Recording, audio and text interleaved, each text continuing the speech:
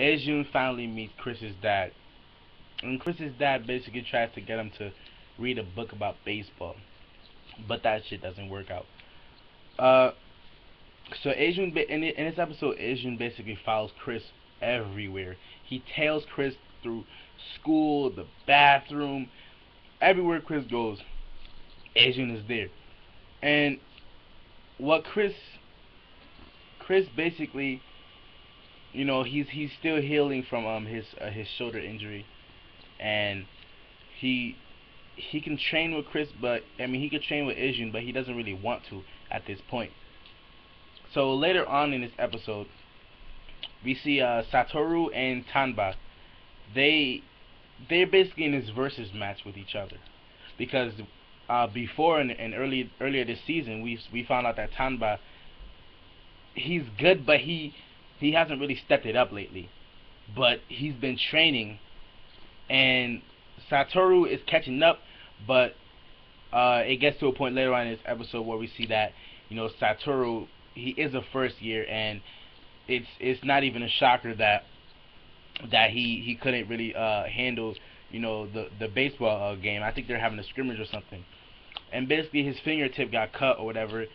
It's because he's been throwing for about what, two innings, and his finger already got cut. That means he can't really handle 9 innings of baseball right now. So he has to chill for a second, and he's basically out of commission right now for 2 weeks. That's what the coach said.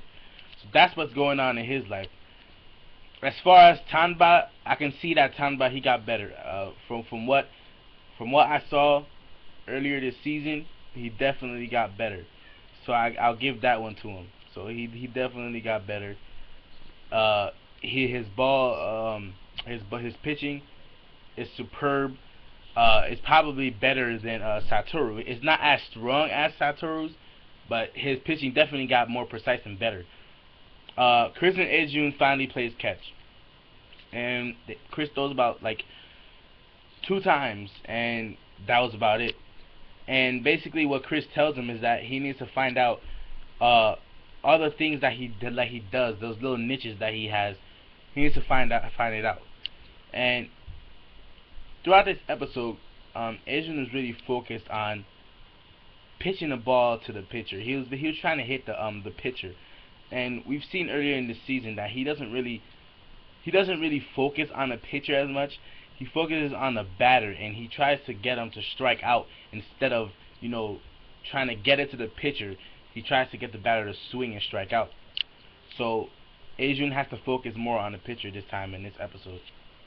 So Ejun, so Furuya has a lot of scouts, you know, Satoru. He has a lot of scouts now, and they're all at these games, and they're scouting him. That's basically what was going on in this episode. So he's getting his name out there. So that's a good thing. And as far as these episodes go, I think that Ejun is not going to be able to start. I don't think he's going to get to that level yet, because the way Chris is training him right now, I don't think he'll be able to get there. But Satoru is definitely going to get there. And we find out in this episode that there's going to be 18 players in the first string, and they're going to add two first years into the first string. And Ejun and his pink-haired friend that I forgot his name, but they think they're going to make it. I think Satoru's already in the first 18 lineup, so I don't even know if that's even relevant, but I guess he's gonna be one of those 2 that's gonna make it to the top 20 or whatever. So that's really all that went on this episode. And at the end, Satoru and Ejun goes and battle it out, and they're running because Satoru has 2 weeks. He can't practice or go to participate in any game for 2 weeks.